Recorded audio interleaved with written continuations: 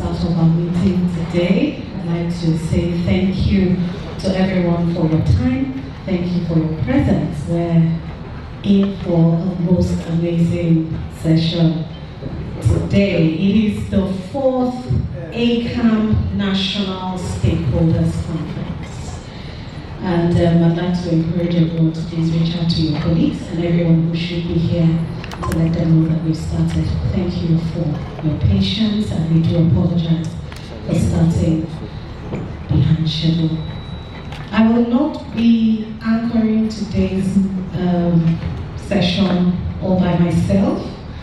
Please join me to welcome my co-anchor, freshly newly minted doctor. Yes, please go ahead. It's not easy.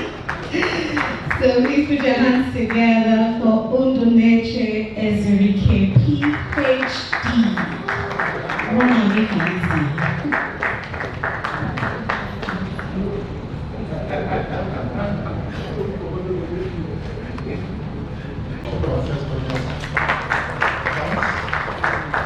They've been able to show leadership, they've been able to show innovation, especially building capacity, trying to bring people forward and events like this, which is also a way of sharing knowledge. And they don't just do it, they do it in style. They bring 7-star generals to participate in this kind of thing. And that's exactly what we have here. So thank you very much once again for coming. At this point, we want to, before we introduce, we have a list of people, our guests, we have them now. And just to let you know, before we get into all of that, I think we should just take the national anthem. Are we ready? The national anthem, so we can proceed quickly. We've lost so much in terms of time, so we can't afford to slack. Thank you. Reimaging banking and financial services in a digital-first era. I can imagine Acamb people trying to put together a thing that serves everybody's interest. You see a lot of keywords they are fighting. They are not accommodating everybody. But I think the first thing for me, really, when I saw this was, I was asking myself, this issue about by the Association of Corporate Affairs Managers of Banks. This year's theme, AI and the Future of Trust, reimagining banking and financial services in a digital-first era, could not be more timely or important. As we gather today at the iconic CIBN Bankers House, we stand on the threshold of a transformative era, one driven by artificial intelligence, digital technologies, and a redefinition of customer expectations in banking and financial services. Our mission at Acamb has always been to foster excellence in corporate communications and stakeholders' engagement across the banking industry. This conference embodies that purpose by convening thought leaders, innovators, regulators, and practitioners to shape the future of our industry responsibly and sustainably. We are especially honored to welcome our keynote speaker, Mr. Neil Yusuf, Managing Partner at Veraki Partners and the Chairman of Nigerian Economic Summit Group. Thank you so much for coming, sir. We appreciate your presence. Whose insights today will set the tone for strategic discourse. I also warmly recognize our distinguished panelists, Yonoju Okeogo of VFD Microfinance Bank. Thank you so much, and thank you for coming. We appreciate you. Dr. Harrison Inaji of First Bank, and Mr. Dede Adeyinka, the Chief Digital Officer of Polaris Bank, whose deep experience and vision will enrich our conversations.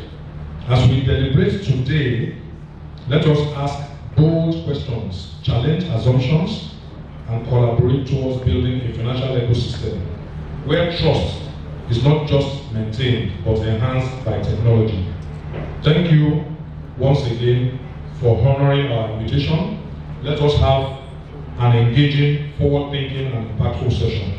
Welcome, and let the conversation begin. Thank you so much. At this point, I will invite the registrar of CIBN, who is well seated here, to give us a special address. Thank you, sir.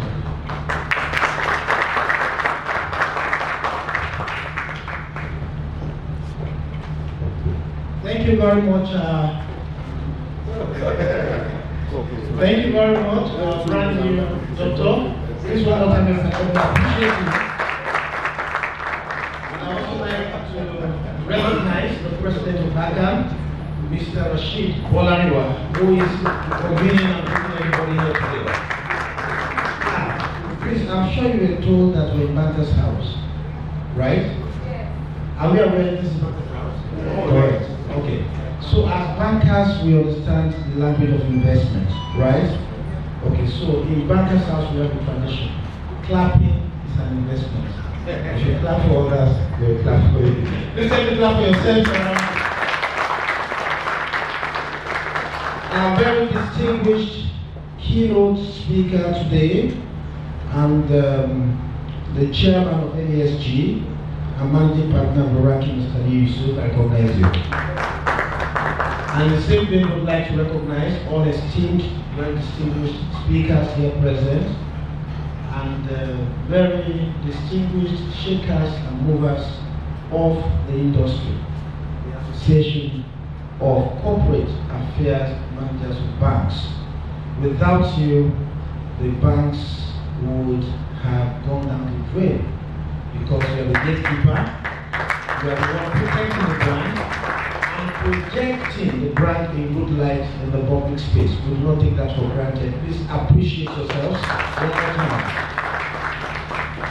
Well, I'm here not on my own, and so I'm here to represent the President and Chairman of Council of the Chinese Stock Bankers of Nigeria, who right about now is in the United States of America on an official assignment, and he has asked me to extend his warm wishes and regard to you. And in doing that, I want to apply the principle my father told me.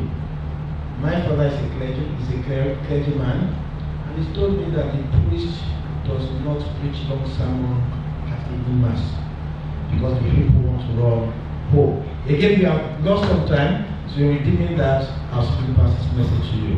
The president is pleased with this gathering. He's pleased with the choice of topic of discourse around this time, which speaks about the future and a very important tenet that holds our industry, which is trust. Take trust and integrity out of banking. Banking is left with nothing.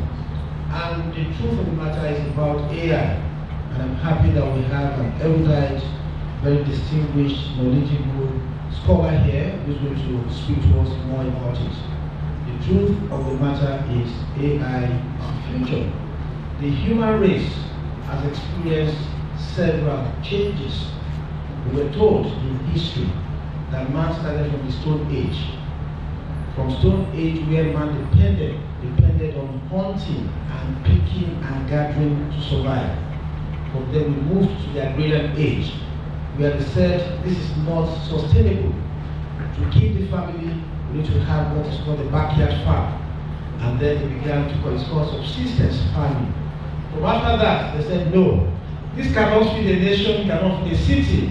We went to mechanized farming, which heralded the first industrial revolution. One good thing about what we are discussing today is the fact that if you look at all the changes that have occurred, the first industrial revolution, the second, the third, and the fourth, they all were powered by something called general purpose technology. For the first industrial revolution, it is a steam engine. Everybody began to do things, engine, such that if you are grinding pepper the local way in my hometown, back in Osun State. So what is this, what's wrong with you? You now have a grinding machine. And then you move to the second one, which was powered by electricity. And if you find out there's something about general purpose technology, it affects all the sector. It has multiplicity of effects. You can keep improving on it from time to time. At the point it becomes a lifestyle, that without it, you cannot survive. If you don't have electricity today, who are you? I mean, that's why politicians will promise you, will give you light, will give you water, because they become a lifestyle. And if you go to the third industrial revolution, it was powered by internet and mobile telephony. When telephony started, what were we doing? It's just phone and text. Today, it has become a total lifestyle. when you open door with your phone, even somebody's pressing door in your house, you can see from your phone will decline, and everything and anything happens in lifestyle. The beauty of AI, which I found out, is that AI is the general purpose technology that will drive the fourth industrial revolution. And therefore, if you do not adopt it, you are doing so at your own peril. And so if that is the truth and foundational truth, what are we waiting for? Let us embrace it, let us promote it, let us speak about it, but anchor it on trust and honesty and integrity, so that at the end, we are all happy and better off for it. This is the message of Mr. President. I have delivered it. Thank you, and God bless you all.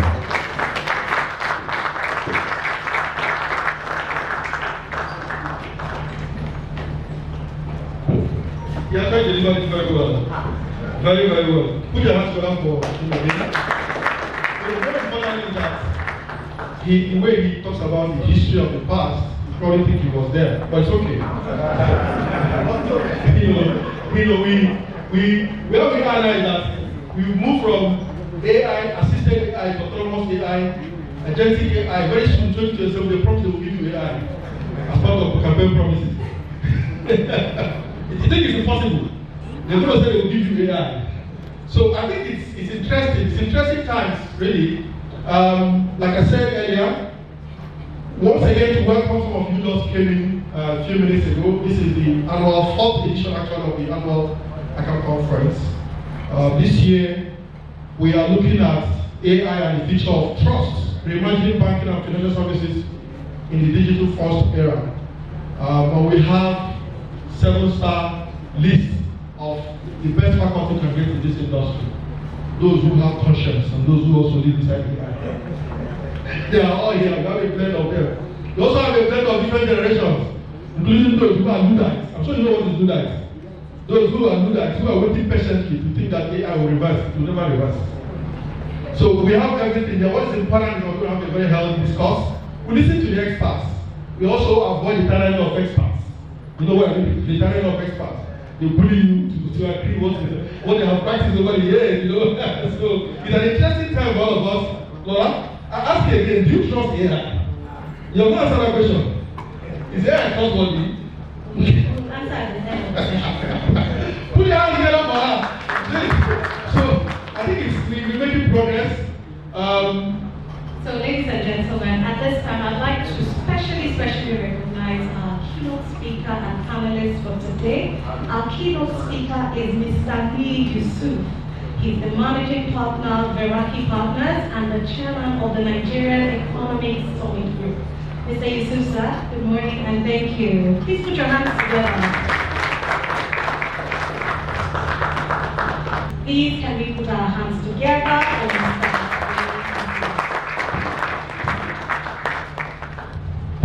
Thank you. Good morning, everyone.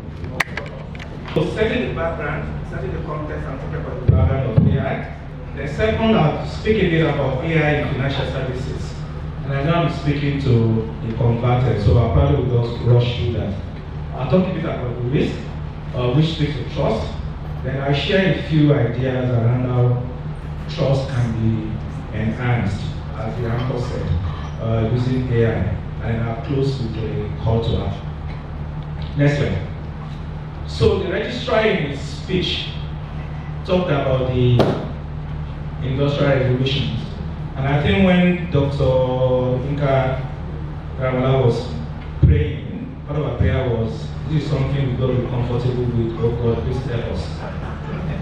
And my sense is, history has told us, and history has informed us that we go through terrible changes, but at the end, we are comfortable. And so, like the registrar said, the first industrial revolution was about steam, led to displacement for human beings, adapted and thrived. Second industrial revolution, electricity, mechanization, we had concerns, but we survived. Third is the internet and personal computers and for most of us, the cell phones you have in your wallet is much more powerful than the computer that I used when I was in the 80s. We tried and we survived that. And we're now in the fourth industrial revolution driven by AI. And so if we mastered and survived the first, second, and third, I think God has answered that prayer this morning. We will survive the fourth revolution. So next slide.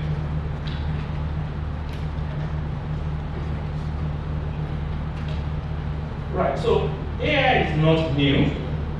It's not a new topic. It's something that started way back in the 50s at the Dartmouth College in New Hampshire, USA. That was the first officially recognized workshop where people talked about the concept of artificial intelligence as a study, as a subject, as a focus of study in university. So it's something that started way back in the 50s. And we've gone through various activations. I remember when I was doing my internship back in the we talked about developing expert systems. The expert systems, it's all about intelligence. I mean, we didn't give it AI, but really, all the concept of expert systems back in the 80s talked about intelligence. In 2016, machines beat human beings in the game of Go, which was one of the board games that people thought was very difficult and difficult for machines to beat human beings, but it requires quite a number of permutations and combinations. But people did time came up with AlphaGo, and that was the first time. Now that AlphaGo technology used a mix of machine learning, natural languages, neural networks, etc. So that was AI transforming and improving since 1956. Now it's OpenAI, it's Microsoft Copilot that has made it mainstream. And why has it become mainstream? Because we've now had, everybody now has a mainframe computer in your wallet. What you didn't have before, what you needed to go into just one big room. You know, back in the then, computer room was one big room, very cold. The few guys who had a chance to enter would wear white overalls. But today, every day we all play with computers. And so, it's not a new topic, it's just a refinement of a new topic. And it gets better every day. Next slide.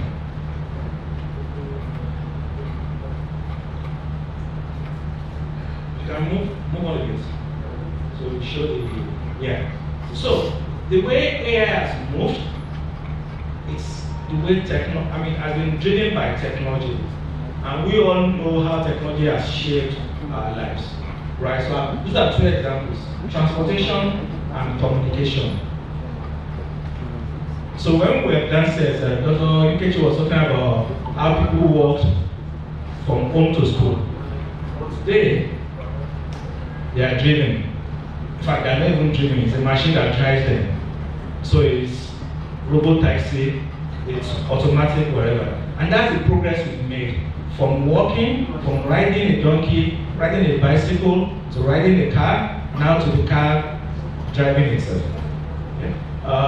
Used to have taxis, now you have Uber, etc. The same thing in communications. In communications, and you all know that, right? So, used to be TV, used to be radio, used to be news, NIPOS, now it's messaging, etc. So the way communication has changed, the way transportation has changed, I think the same way technology is changing different phases of our life.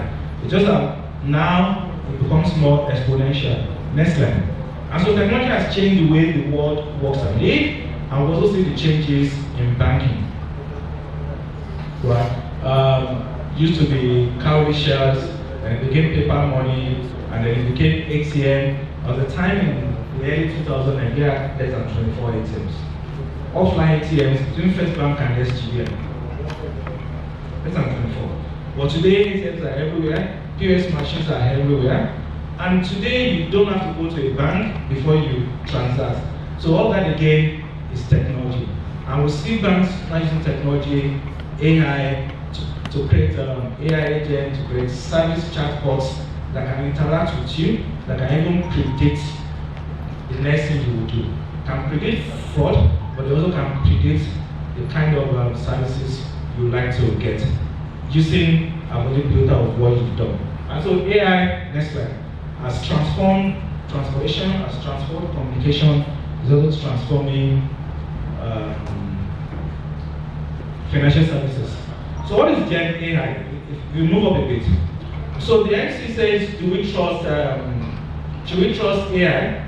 And Lola says to the end of the lecture. Okay, so at this point you need to start trusting AI. We all use Google, right? At once we use Google Maps.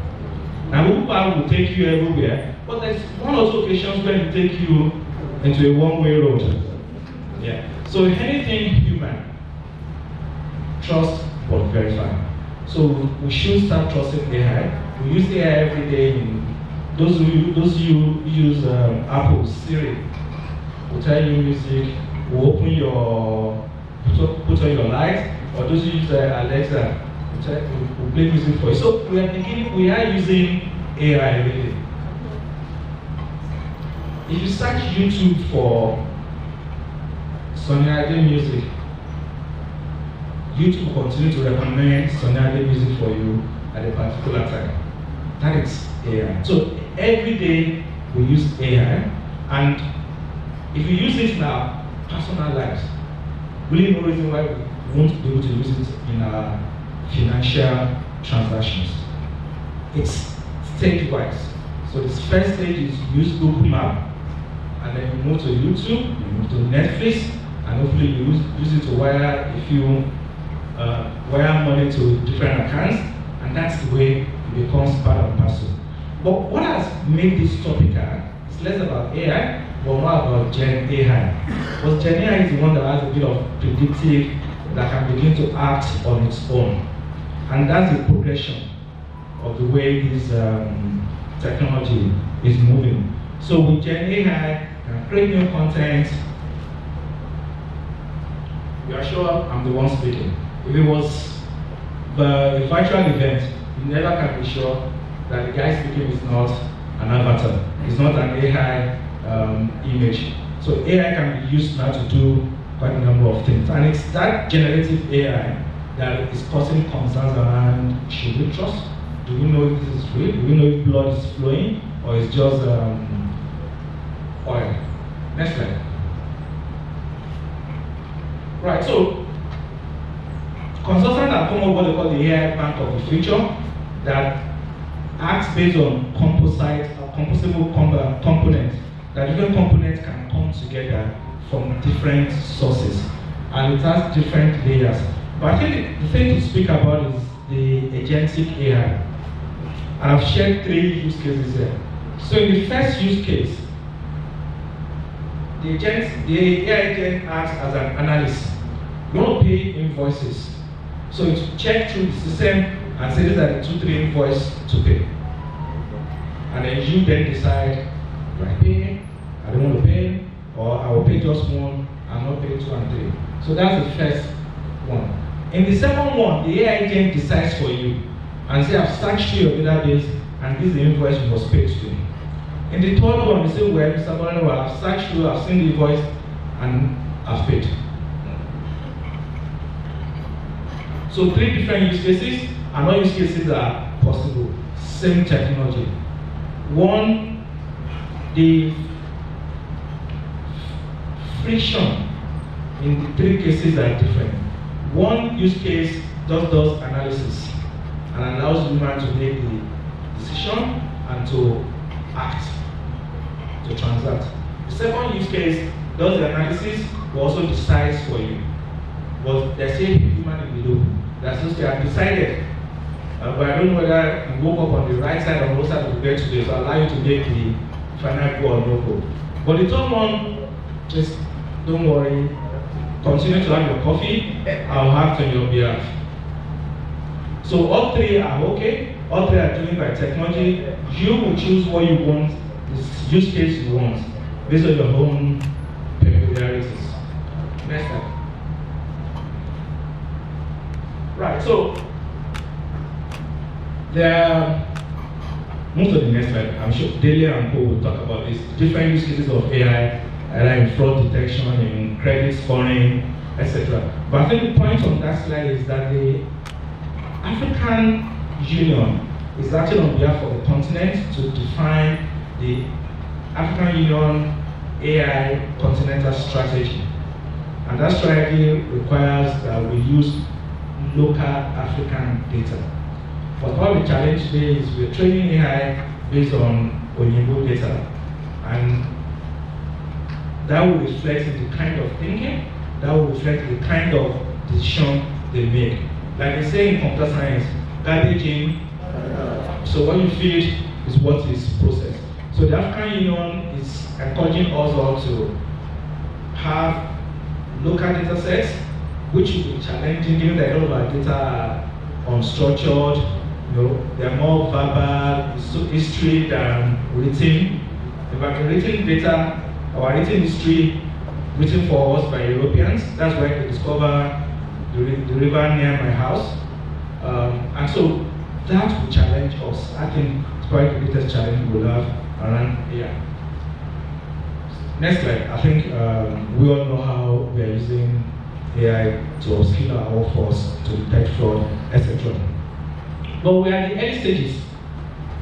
So we've not seen anything yet. This is just the beginning of Gen AI. Like I said to someone, the way the internet,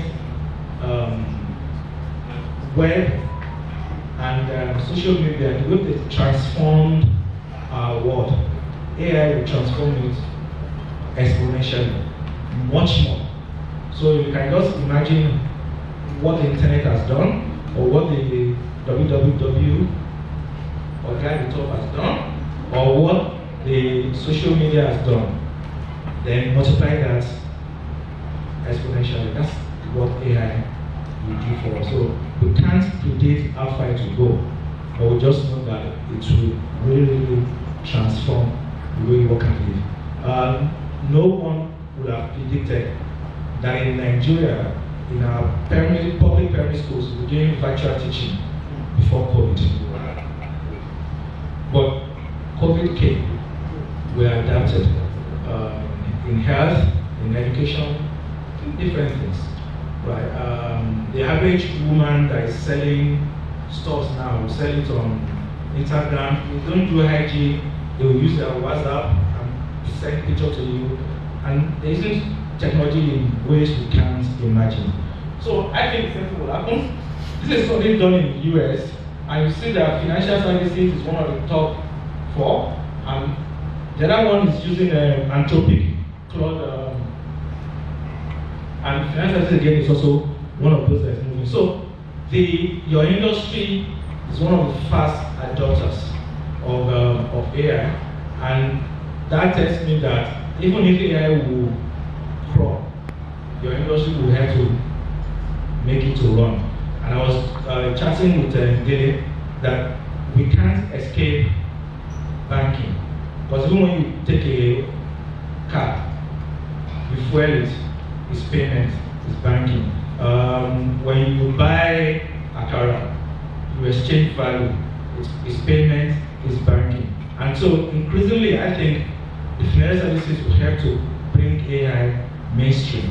So it's important that you're talking about trust, so that you can then continue to earn the trust of your customers. Next slide. And I think we skip that. Right, so barriers to adoption. So in the US, cost is not a barrier to adoption, it's more about the ease of use and the lack of skills or experience. In Nigeria, cost would be the likely barrier, but there are other barriers. First is infrastructure. Those of us in Lagos do not represent Nigeria, and those of us here do not even represent Lagos.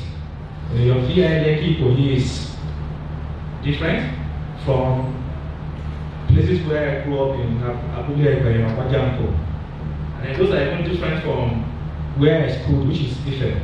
And Ife is different from when you get to Sokoto, Borno. So, big country, but multiple diversity in the country. And so there are places places where you have good infrastructure, but there are many places where you don't have good enough infrastructure.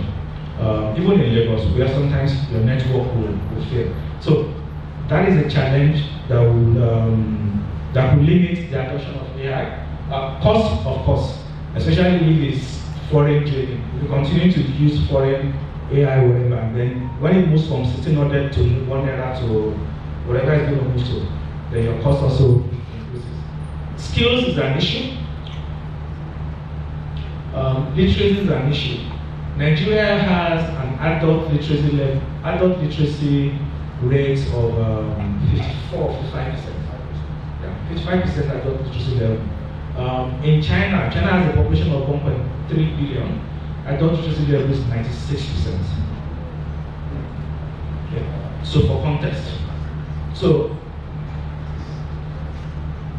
a lot of us are literate, but too many of us are not literate.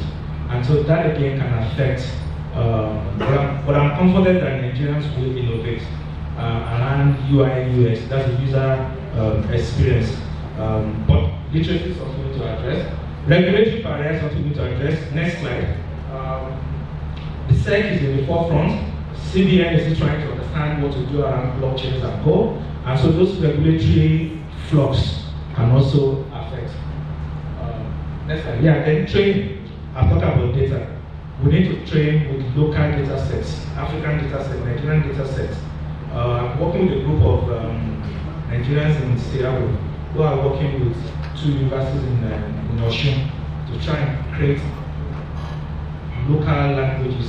So local large language with LLMs using Yoruba, Igbo, and Hausa, and so that we can just begin to create some AI services based on our own traditional language.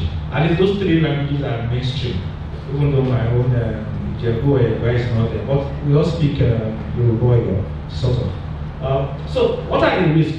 Yeah, I think this is the slide where I'll spend a little more time. Accuracy, bias, and fairness, and I think we've spoken about this. Bias and fairness will come from the way you've trained it.